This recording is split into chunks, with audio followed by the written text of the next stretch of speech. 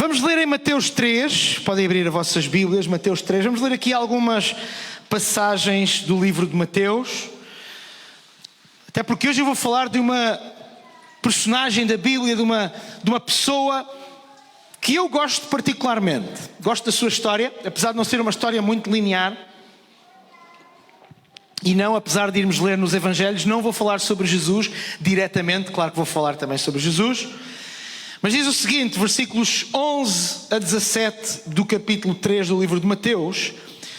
João Batista está a falar. Ele diz o seguinte: em verdade eu vos batizo com água para o arrependimento. Mas aquele que vem a seguir a mim é mais poderoso do que eu. Eu não sou digno de levar as suas sandálias. Ele, porém, vos batizará com o Espírito Santo e com o fogo. Na sua mão tem a pá, limpará a sua eira e recolherá no celeiro o seu trigo e queimará a palha com fogo que nunca se apagará. Então Jesus veio da Galileia ter com João junto ao rio Jordão para ser batizado por ele. Mas João se lhe opôs dizendo: eu careço sim de ser batizado por ti e vens tu a mim? Jesus, porém, respondendo, disse-lhe: deixa por agora, porque assim nos convém cumprir toda a justiça. E então ele o permitiu. E sendo Jesus batizado, logo saiu da água. E eis que se lhe abriram os céus e viu o Espírito de Deus descendo como pomba e vindo sobre ele. E eis que uma voz dos céus dizia: este é o meu filho amado, em quem me comprazo. Esta passagem, que eu estou a lê-la para dar enquadramento à que eu vou ler a seguir. Porque nesta passagem, que em termos de linha cronológica tudo nos leva a entender, aliás, é anterior pela sequência da história, não apenas pela numeração dos capítulos, mas pela própria sequência da história e do relato do Evangelho de Mateus. O que nós acabamos de ler é anterior àquilo que eu vou ler a seguir. E aqui vemos um João que está convicto de que há de vir a seguir a ele aquele que ele diz: eu nem sou digno de lhe apertar as sandálias. Eu nem sou digno de lhe... aquilo que eu faço não se compara com aquilo que ele fará, com aquilo que ele virá a fazer. E nós vemos um João Batista que está tão ciente de quem este é, Jesus, que quando Jesus lhe aparece à frente e pede: João, batiza-me, o próprio João, a primeira reação é nem pensar. Como quando nós conhecemos uma pessoa muito importante e ficamos meio constrangidos e a pessoa até nos pede: olha, podes-me fazer este favor? Assim, nem pensar, eu não sou digno de fazer isso. E João Batista, e é Jesus que diz: não, é preciso que isto aconteça, batiza-me. Em linguagem de 2026, estou a imaginar Jesus a dizer: batiza-me lá, se faz favor, vá lá, vá, deixa-te de coisas, eu preciso de ser batizado, batiza-me lá, trata disso, João.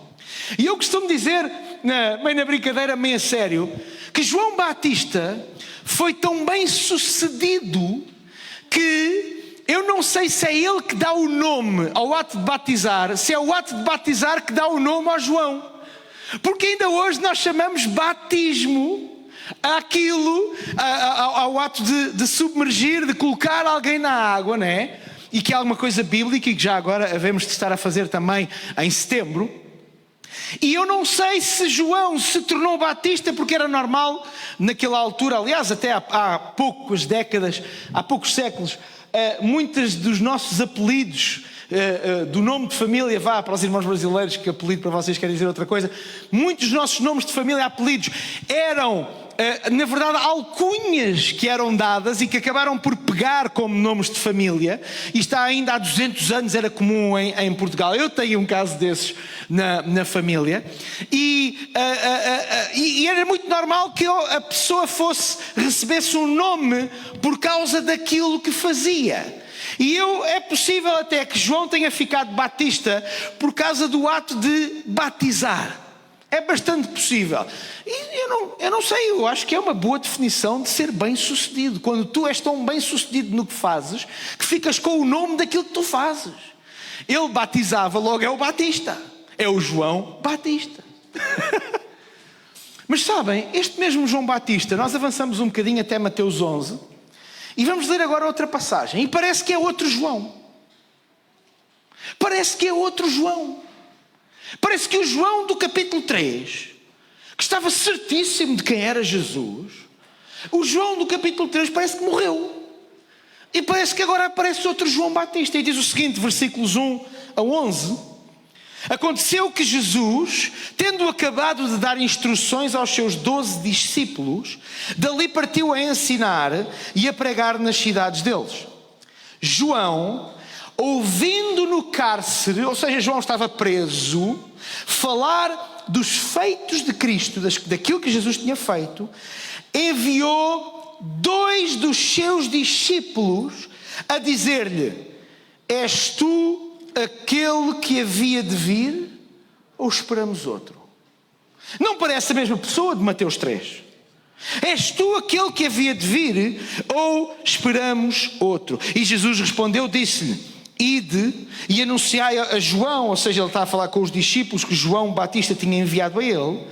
Anunciai a João aquilo que ouvis e vedes: os cegos veem, os coxos andam, os leprosos são limpos, os surdos ouvem, os mortos são ressuscitados, e aos pobres é anunciado o Evangelho, e bem-aventurado é aquele que não se escandalizar em mim. E partindo eles, começou Jesus a dizer às turbas ou às multidões a respeito de João: o que é que foste ver no deserto? Uma cana agitada pelo vento? Um homem ricamente vestido? Os que se vestem ricamente estão nas casas do rei. Mas então o que foram vocês ver?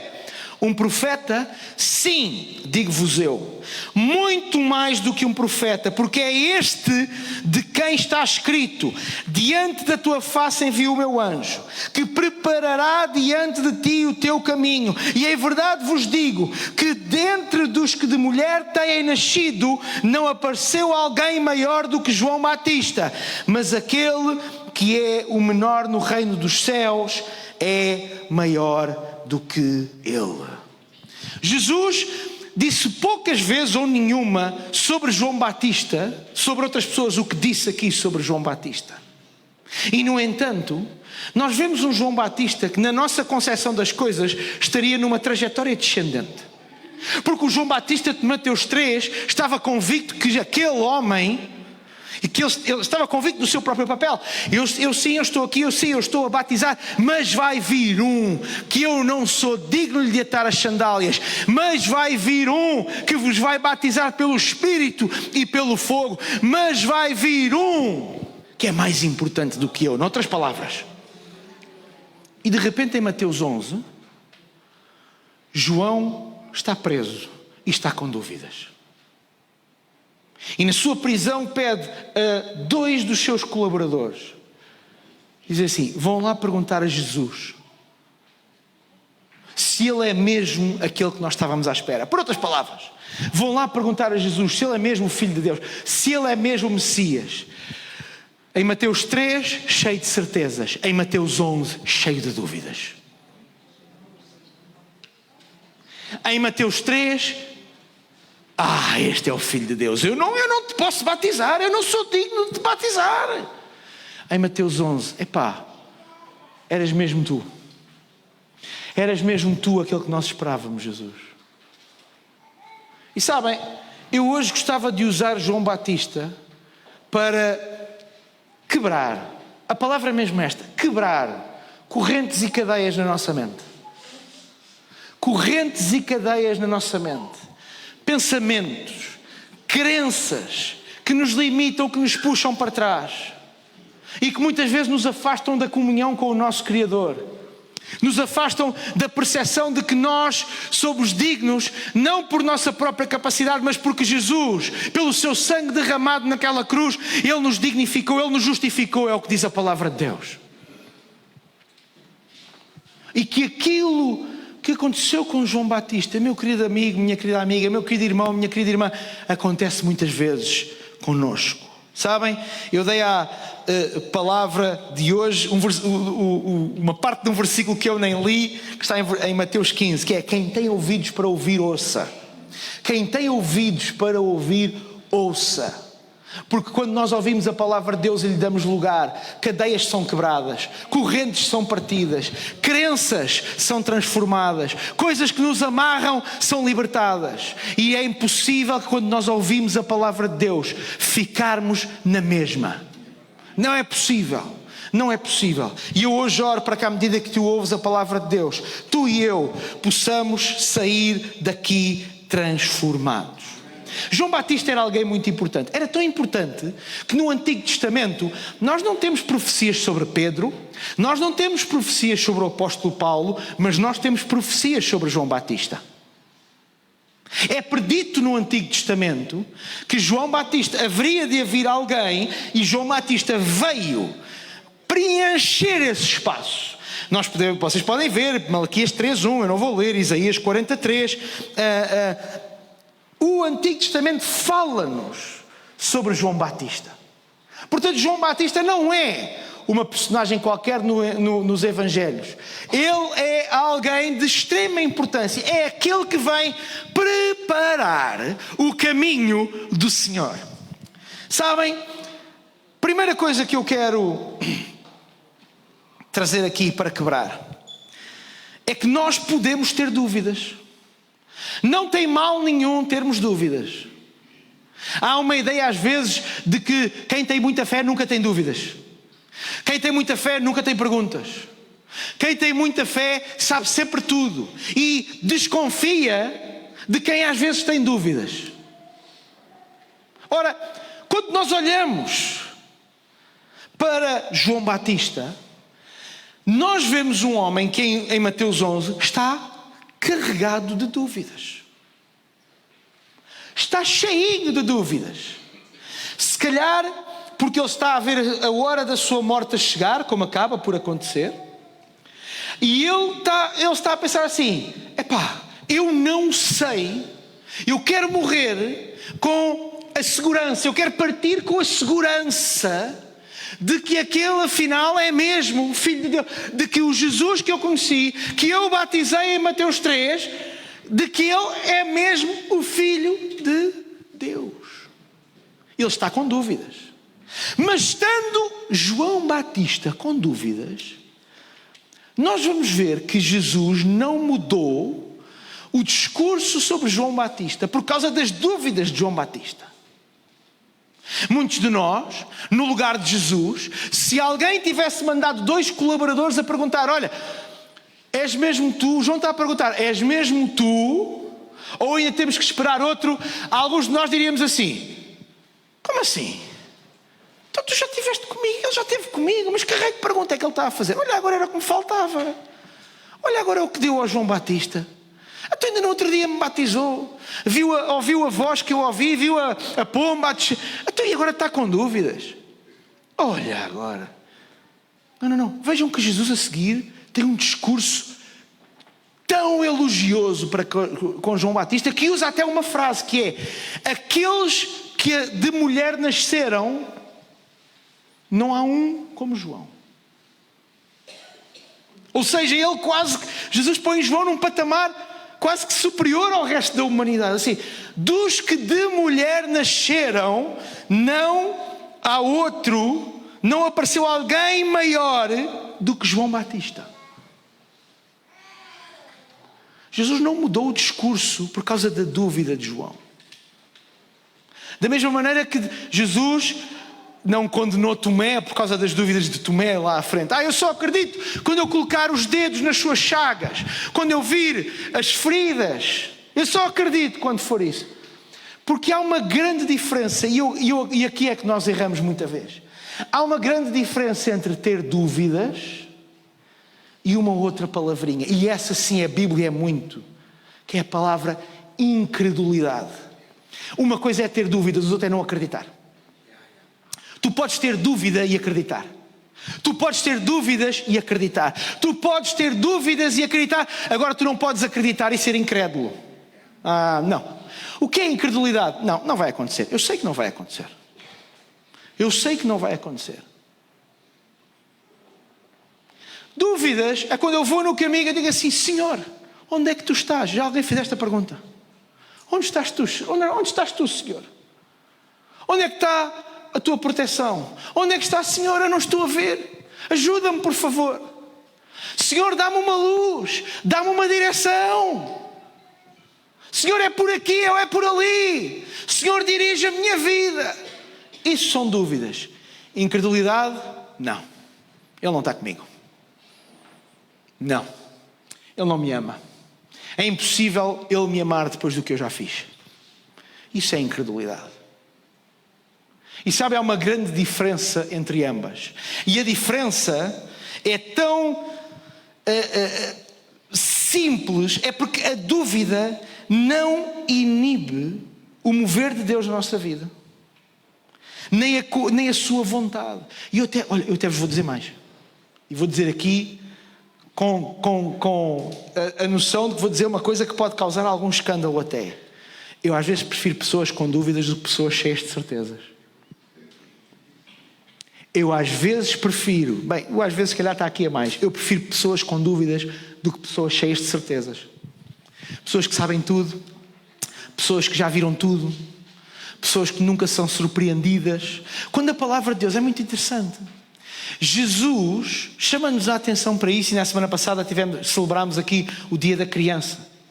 E uma das coisas mais interessantes em Jesus é quando Ele nos fala para nós recebermos o reino como quê? Crianças. Quem é que aqui já teve... Bem, muitos de vocês já foram pais, alguns já são avós, se calhar até já há bisavós, mas mesmo quem ainda não foi pai, já teve crianças ao pé. E uma das características mais interessantes das crianças é que elas se espantam e se maravilham, às vezes com as coisas mais simples. Mais simples. Às vezes uma pastilha de 20 cêntimos. E eles ficam... Diz assim, 20 cêntimos? Pastilha elástica. Ou chupa-chupa.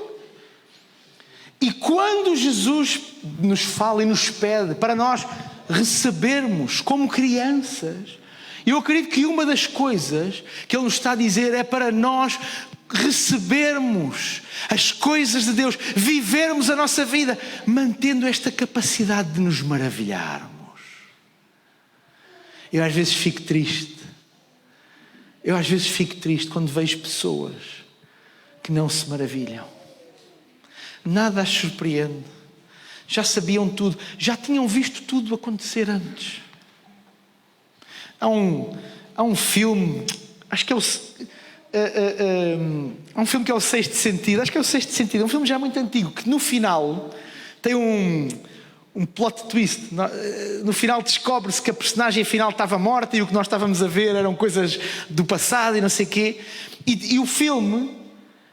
Alguns de vocês já viram provavelmente, eu não sei se em português é o Sexto Sentido, mas e só se percebe, ou por exemplo o Planeta dos Macacos. Aqui alguém já viu o Planeta dos Macacos? Ninguém vê cinema. Naquela cena final, quando se vê a parte de cima da Estátua da Liberdade, e nós pensamos, afinal isto é a Terra. Ok, afinal todo o filme se passou na Terra, e só percebemos isso nos 5 últimos segundos do filme. Só percebemos nos últimos 5 segundos ali do filme, ali muito rapidamente. Mas eu acho engraçado porque eu conheço pessoas que, não, eles ainda estavam a começar o filme, já tinham percebido que afinal, acho que é o do Sexto Sentido, já estava morto. Não, eu vi o Planeta dos Macacos, desde o início que percebeu que aquilo era a Terra. Não, tu estás a dizer-me que percebeste porque já viste o fim do filme. E sabem, muitas vezes, é exatamente assim que muita gente vive a vida. Nunca ficam abismados com nada. Nunca ficam maravilhados com nada. E eu digo honestamente, que vida tão triste. Que vida tão triste. A sério. Porque uma das bênçãos maiores que Deus nos deu é a possibilidade de nós nos sentirmos abismados com aquilo que Ele faz em nós. Aquilo que Ele faz à nossa volta. Alegres, felizes, contentes. Vejam o que Deus fez. Aliás, eu quero te dizer uma coisa. A força do teu testemunho não está no quão perfeito é o teu testemunho. Eu sinceramente também desconfio muito de gente que quando conta o testemunho é tudo perfeitinho. Não tem uma aresta. Não tem uma curvazinha. É tudo perfeitinho. Foi tudo às mil maravilhas. Correu tudo. Meu Deus, aquela gente não falha 1 milímetro. Não se desviou nem para a esquerda, nem para a direita. A força do teu testemunho não está na perfeição do mesmo. A força do teu testemunho está nas pessoas verem o quão maravilhoso e maravilhado tu estás com aquilo que Deus faz em ti. Eu até costumo dizer, o testemunho é mais poderoso quanto maior a distância entre o lugar onde nós um dia já estivemos e o lugar até onde Deus nos trouxe hoje. Quanto maior é a distância, mais poderoso é o testemunho. Por isso é que nós não precisamos ter vergonha do nosso passado. Por isso é que nós não precisamos ter vergonha das nossas dúvidas. Porque nós podemos dizer, vejam onde eu já estive e vejam até onde Deus me trouxe. Olha onde eu já estive, olha o que eu já fiz, olha aquilo pelo qual já passei, olha os erros que eu já cometi e vê até onde é que Deus me tem trazido. Que testemunho poderoso! Que testemunho poderoso! Olha o que Deus fez em mim. Não fui eu que fiz. Se eu fiz alguma coisa foi pela sua graça, pelo seu favor, pela sua bondade, porque Ele vive em mim e através de mim. Porque é que é natural nós termos dúvidas, é estranho nós não as termos. Aliás, eu tenho uma novidade para vos dar. Quando Jesus no jardim do Getsemane tem aquela oração, Senhor, se possível. Porquê é que Jesus tem esta oração? Porque naquele momento ele teve ali uma centelha. Ele assim, Senhor, isto vai ser duro. Se houver aí uma nesga, Senhor, meu Pai, que permita que eu não tenha que beber deste cálice, eu agradecia. Mas a seguir, Jesus termina a oração com aquilo que dá poder até às nossas dúvidas, que é, contudo, que se faça a tua vontade e não a minha. Que se faça a tua vontade e não a minha. É que às vezes nós fazemos esta oração, Senhor, passa de mim isto, mas esquecemos da segunda parte. Senhor, mas olha, se tiver de ser, se for para passar por isto, então eu estou pronto, siga. Eu não sei como, eu não sei com que força, mas vamos a isso. Por isso eu quero-vos dizer, minha querida, meu querido, sabem, não tem mal nenhum ter dúvidas. As dúvidas perguntam. As dúvidas querem saber mais. As dúvidas querem conhecer mais. Já a incredulidade assume coisas antes de as conhecer. Eu já sei que isto vai ser assim. Eu já sabia que isto ia acontecer. E sabe, a dúvida, normalmente ela é visível. A incredulidade fica lá plantadinha no fundo do nosso ser, a minar todas as coisas pelas quais nós passamos, todas as coisas que nós vivemos. Ela fica lá plantadinha no nosso coração, a minar tudo. A incredulidade é como óculos. Eu há uns tempos tinha uns óculos de sol, agora já não, que tinham as lentes muito amarelas. As lentes eram muito amareladas. E quando eu punha aquelas lentes, o mundo ficava amarelo. O mundo ficava amarelo. Eu punha os óculosinhos e tudo ficava amarelo. Todas as pessoas tinham itrícia no mundo. As paredes eram amarelas. E de facto aquilo ajudava a bloquear o sol, mas ficava tudo amarelo. E depois às vezes, quando eu tirava os óculos, sempre doía os olhos, mas de repente via as cores normais. E a incredulidade é como estes óculos. Nós colocamos e fica tudo igual. Fica tudo igual. Não, nada vai acontecer. Não, de certeza, é impossível acontecer. Não, isso não é para mim, de certeza. Isso não é para mim. Não. Isso são coisas para os outros. O pastor está a pregar para os outros. A palavra hoje é para outros. Aquela oração hoje foi para outros. Nunca é nada para mim. Eu não preciso. A incredulidade, sabem, esconde-se. E deixa-me dizer-te uma coisa. A dúvida muitas vezes... Aliás, a história da ciência... Nós vivemos numa época onde o mundo avançou muito. A ciência avançou muito. Vocês vão falar com um cientista e todas as descobertas começam numa dúvida. Todas. Aliás, uma das coisas que eu mais me causa estranheza nesta época da ciência é haver gente com 2 cientistas cheios de certezas, porque o que avançou sempre a ciência foi a dúvida. Porque a dúvida faz ir pesquisar, faz ir experimentar. Eu quero ver, eu quero perceber como é que funciona. Foi assim que a nossa ciência avançou. É assim que se descobrem as curas. É assim que se fizeram todas as grandes descobertas que hoje nos permitem ter mini computadores nos bolsos, ligar para alguém que está na Austrália, ou nos Estados Unidos, ou em Angola, ou no Brasil, e poder até não só falar, como face a face. Então, como é que é?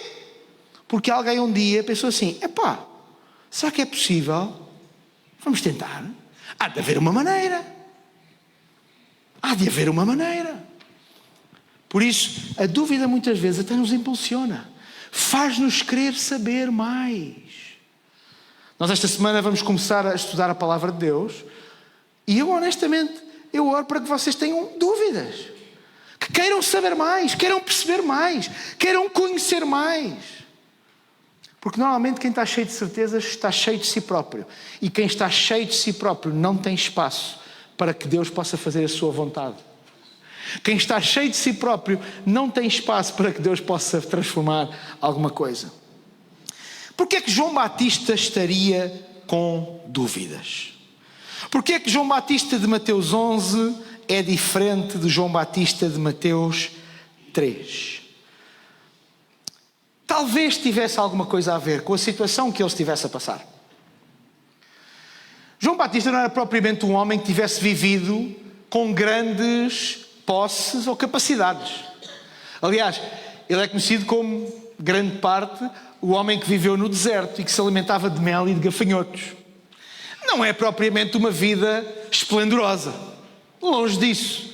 Certeza que nenhum de vocês aqui, por muito menos boa que acho que é a sua vida, trocaria por esta vida de sonho de viver no deserto, que é um lugar excelente. De dia um calor que não se pode. À noite um frio de rachar. Porque o deserto não é só calor. A gente acha que o deserto é calor. Não, não. De noite no deserto é um frio de rachar. Água, nada. Esquece. Como areia. Te faz bem. Vegetação, catos. Uma planta tão boa e tão bonita que a gente nem lhe consegue tocar. Fica todos picados. E para comida o quê? Mel. E um animal que vocês, a maior parte de vocês, só de pensar algum dia em estar perto dele, quanto mais de comê-lo, ficam com nojo. É ou não é, senhoras? Gafanhotos. Que vida esplendorosa, não é?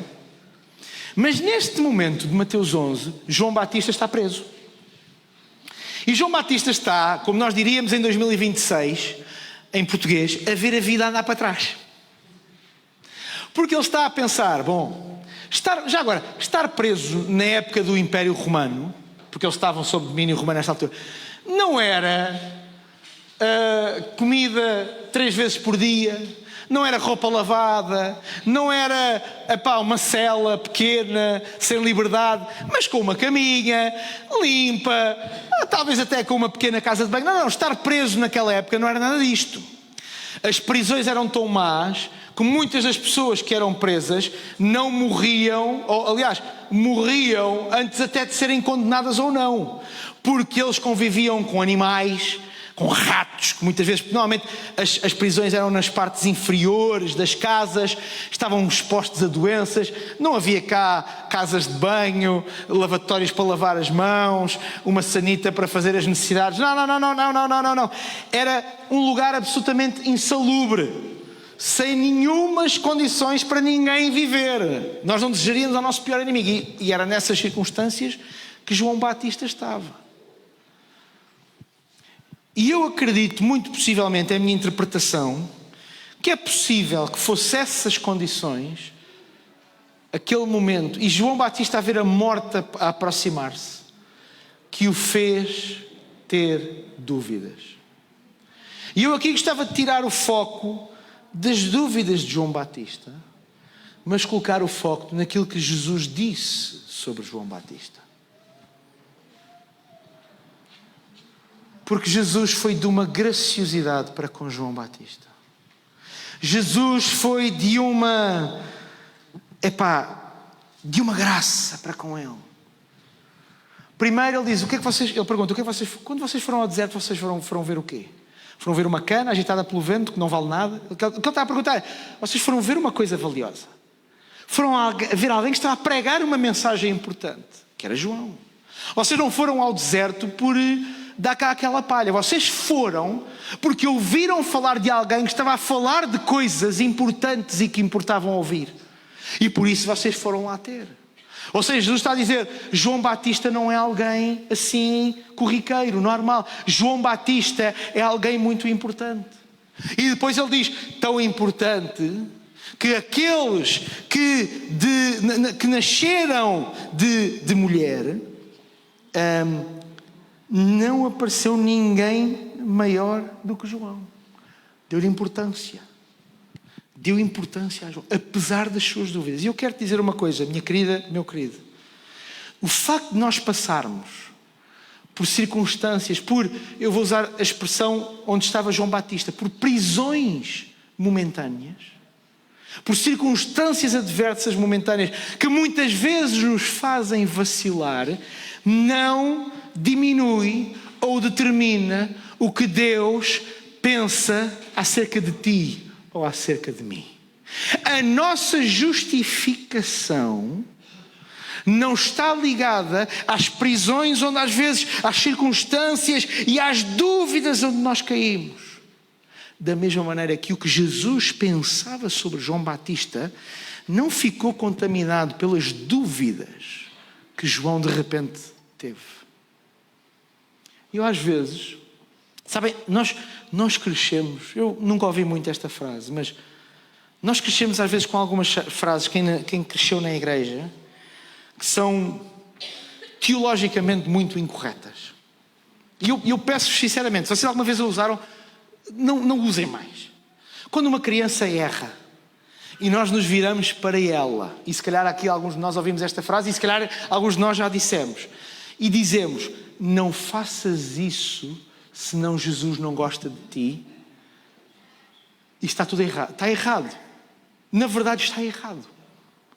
Porque o que Jesus pensa de mim ou de ti não tem a ver com as falhas que nós temos. O seu sangue já foi derramado, Ele já nos justificou. É claro que quando nós erramos, nós precisamos nos arrepender. Claro que sim. Claro que a matéria do arrependimento é fundamental, isso não está em dúvida. O que eu estou a dizer é que nós crescemos muitas vezes com uma limitação, que é, eu errei, logo Deus não me ama. Meu querido, Deus enviou o seu Filho Jesus, a coisa mais preciosa que Ele tinha, e Jesus morreu naquela cruz, antes tu, um dia, agora, quase 2000 anos depois, dizes, eu creio, eu aceito, eu quero viver com Jesus. Ainda tu não tinhas tomado essa decisão, Ele já tinha derramado o seu sangue por ti.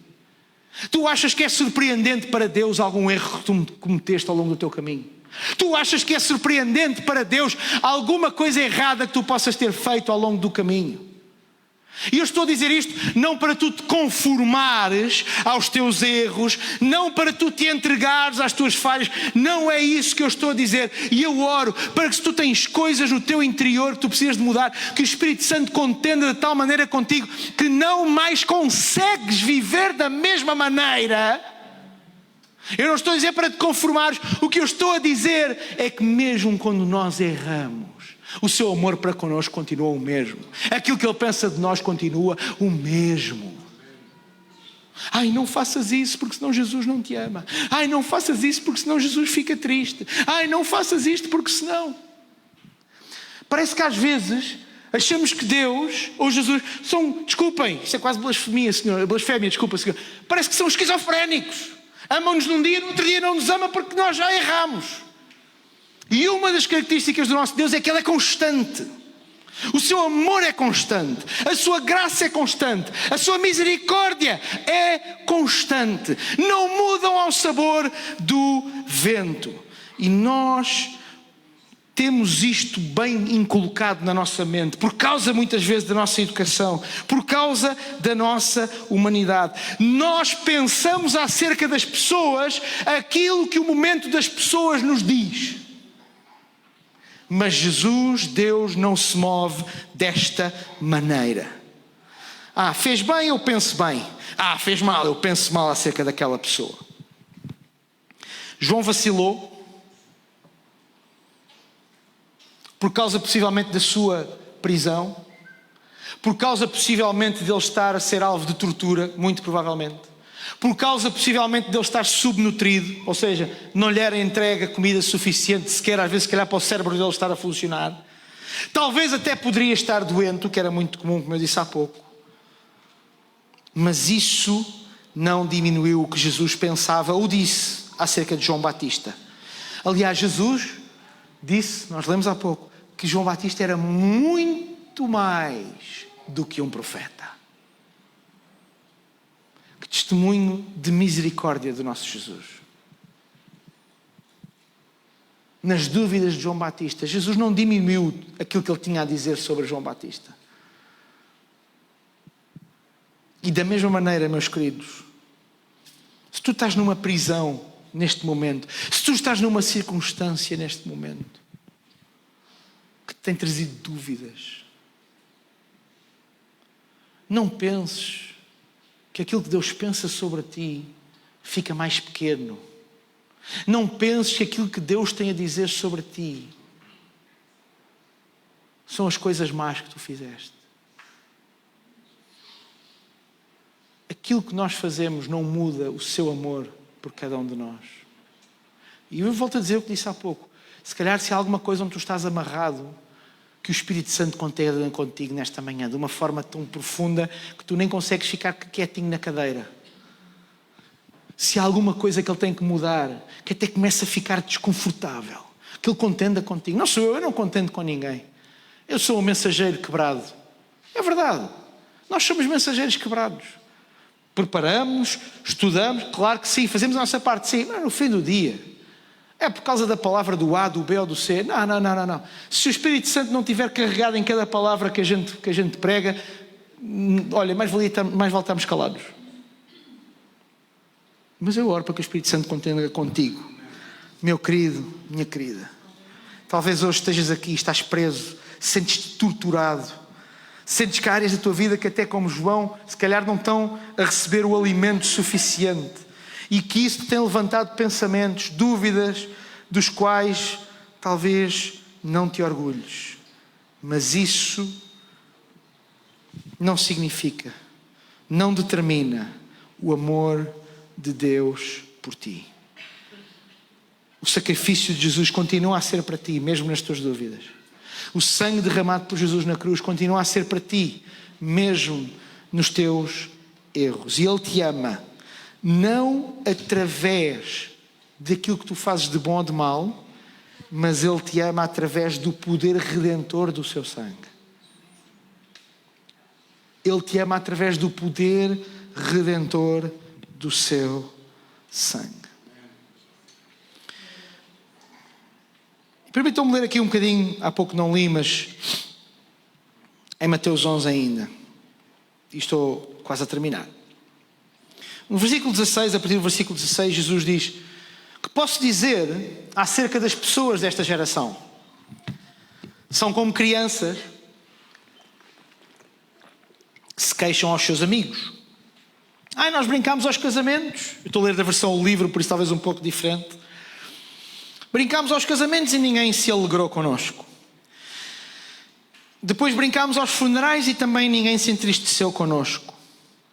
E depois Jesus tem uma frase muito interessante. Eu gosto muito. Esta é uma das passagens, é uma das frases de Jesus que eu acho mais interessante.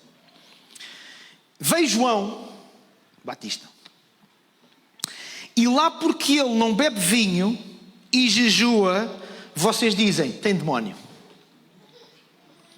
E vim eu, o Filho do Homem, e porque aceito ir a festas e beber o vinho que me é oferecido, queixam-se e dizem que sou comilão e beberrão, de que sou amigo de cobradores de impostos e pecadores. Eu já expliquei, acho que aqui, o quão odiados eram os cobradores de impostos na época. Ou seja, Jesus está a dizer, na versão revista e corrigida 2026, está a usar um provérbio português que é preso por ter cão, e preso por não ter. João Batista tem demónio porque jejuava e não bebia vinho. Jesus, e era uma crítica que lhe era feita, que nós sabemos noutras passagens, porque não jejua, e porque se senta à mesa com os pecadores, e porque se senta à mesa com os cobradores de impostos, e vejam bem, ele bebe vinho e tudo. Como é que é possível isto ser o Messias? Ou seja, nem um nem outro. E eu quero a última cadeia que eu quero quebrar hoje, partindo da palavra de Deus. Meus queridos, minhas queridas, nós fomos chamados para acreditar, não fomos chamados para agradar a toda a gente. Alguns de nós vivem vidas miseráveis porque em vez de procurarmos a aprovação do nosso Deus, estamos a procurar a aprovação da multidão à nossa volta. E a multidão à nossa volta, isto que Jesus estava a falar em Mateus 11, é uma característica dos seres humanos. Há uma história muito interessante, eu não vou contá-la aqui, mas já ouviram aquela história do burro e dos dois, do velho e do novo? É? E um rapaz novo e um senhor mais velho e um burro. E quando iam os dois a puxar o burro, dizia, que parvos, então o burro vai ali sem carga nenhuma. Eles ouviram isto e diz, então foram os dois para cima do burro. Quando passaram na aldeia seguinte, alguém comentou, a sobrecarregar o burro desta maneira, onde é que já se viu? E o rapaz novo disse assim, pois, se calhar é verdade. Então eu saio e fica você aí. Ficou o senhor mais velho em cima do burro. Na aldeia a seguir pensava assim, olha o mais velho ali, safado. Quer dizer, o rapaz vai a andar e ele vai ali arrepimpado ali no burro ali. E então o senhor mais velho sentiu-se mal assim, então vamos trocar, põe o novo em cima. Passaram na aldeia a seguir e disseram, olha para aquilo, quer dizer, o velho até que vai a andar e o novo é que vai ali em cima do burro todo. Nunca está nada bem. Nunca estará. Se a seguir levaram-no às cavalitas, só pode. O que eu quero chegar é só uma coisa muito simples. Eu sinto que muitas vezes nós gastamos muitas energias a tentar agradar a toda a gente à nossa volta. E tentar que as pessoas se agradem. Não é? Atenção, eu não estou a dizer para nós sermos pessoas miseráveis, execráveis, que não tratamos nada de ninguém. Aliás, eu vou ser franco. Para mim, alguém que se diz cristão e que trata mal os outros, enfim, vou só dizer isto, tenho dúvidas. Olha, meninas solteiras, há aqui algumas. Se vocês quiserem, vou-vos dar um conselho. Querem saber se o rapaz que vocês estão a conhecer ou a namorar, como é que ele é? Vão um dia a um café ou a um restaurante e vejam como é que ele trata um empregado. Vejam como é que ele trata o empregado. A sério. Porque sabem quando nas relações de poder e quando nós estamos a ser servidos por alguém, que é um empregado que está lá para isso, muita coisa se revela. Muita coisa se revela. Aliás, o poder não cria nada, o poder só amplifica. O poder é um amplificador das características. Se tu já és má pessoa, sem nada, é como o dinheiro. Quando as pessoas me dizem, pastor, quando eu tiver muito, eu vou ser generoso. Treta! Quem não é generoso com pouco, ainda vai ser mais mão de vaca com muito, desculpe a expressão. Porque os bens, o poder, a posição, não cria nada, amplifica. Só amplifica, mais nada. Por isso, meus queridos, não esperem, este discurso não está certo. Queres ser generoso, começa com o pouco que tens. Queres ser boa pessoa, começa com o lugar onde tu estás. Trata bem as pessoas que estão à tua volta. Trata bem as pessoas sem esperar receber nada em troca. Trata bem as pessoas, mesmo quando as pessoas não te podem dar nada. Não, é que tratar bem as pessoas, só quando a gente vai ganhar alguma coisa com isso, isso é interesse. Isso é interesse, não é caráter. Trata bem. E deixa-me dizer, se calhar, ouve bem, A razão pela qual Deus não te colocou no muito é o que está escrito na palavra. É porque ainda não foste fiel com o pouco. E fiel com o pouco não é só isto. Não são só bens. É tudo. O pouco que tu tens, como é que estás a usar o teu caráter? No pouco que tu tens, como é que estás a usar os teus relacionamentos? No pouco que tu tens, como é que tu estás a tratar as pessoas à tua volta? Sabem? Tínhamos como objetivo agradar ao nosso Deus. Tínhamos como objetivo máximo da nossa vida agradar a Deus, fazendo a sua vontade, fazendo aquilo que Ele nos chamou para fazer. E lembrando-nos que nós nunca vamos agradar a toda a gente. Tenho uma novidade para vos dar. Estou mesmo a terminar. Tenho uma novidade para vos dar. No dia, agora vou dizer uma coisa, vai ser uma grande responsabilidade que eu vou dizer. No dia em que toda a igreja gosta do pastor, o pastor está a fazer alguma coisa errada.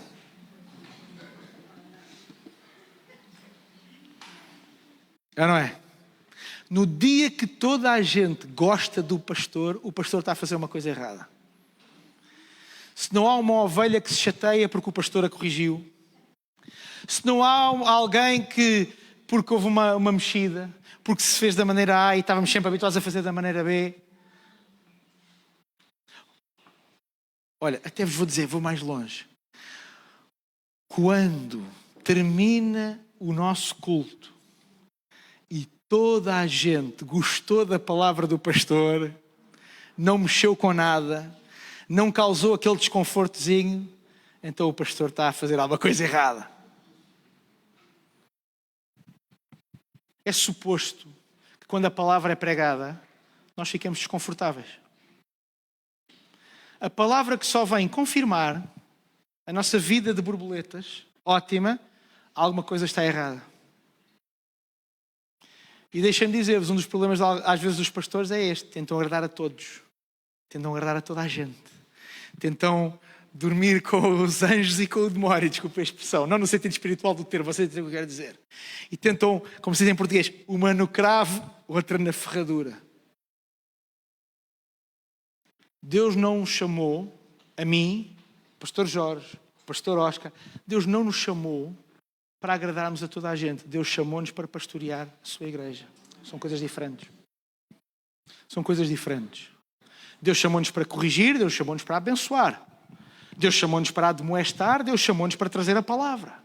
Deus chamou-nos para confrontar e Deus chamou-nos para consolar. E tu, meu querido, minha querida, deixemos viver a nossa vida a tentar que toda a gente goste de nós. Que toda a gente goste de nós. Sabes porquê? Isso nunca vai acontecer. É uma prisão gigantesca. Viva a tua vida a agradar a Deus. Como é que eu posso agradar a Deus? Como é que eu posso estar debaixo da sua vontade? O que é que eu posso fazer para o agradar com aquilo que eu faço? Eu vou convidar todos a ficarmos de pé, por favor, nesta manhã.